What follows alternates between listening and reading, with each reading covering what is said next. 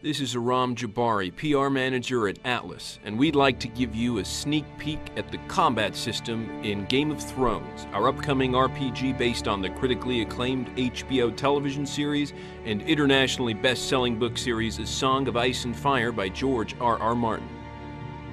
Let's start by taking a look at the core of the game's combat engine, the active pause system. Game of Thrones is a fast-paced role-playing game where all combat, skill use, and item use happen in real time.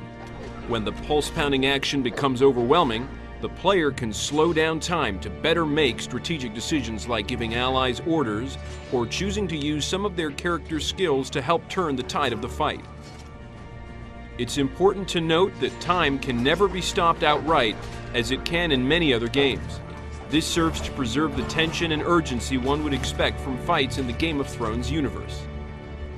As we mentioned, both of the main player characters, Mors Westford and Alistair Sarwyck, have unique individual classes with inherent distinct skills. Mors, a hardened warrior of the Night's Watch, can fight as a landed knight, a brutish hedge knight, or as a fierce Magnar.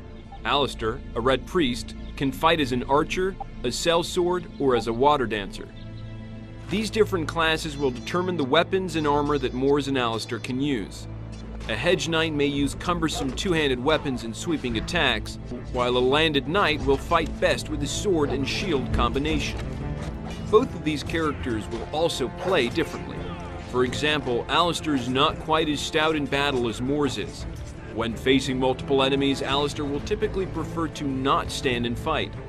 To this point, Alistair will have many more options that involve engaging enemies at range, while Mors will usually need to take the fight right to the enemy.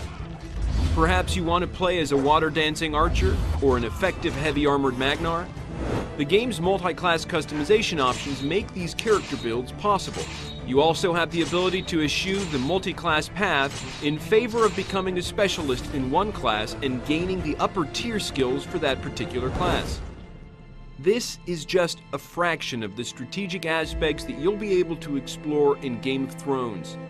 On behalf of everyone here at Atlas, I'd like to thank you for watching, and we hope you're looking forward to playing Game of Thrones when it comes out on May 15th, 2012 for PlayStation 3, Xbox 360, and PC.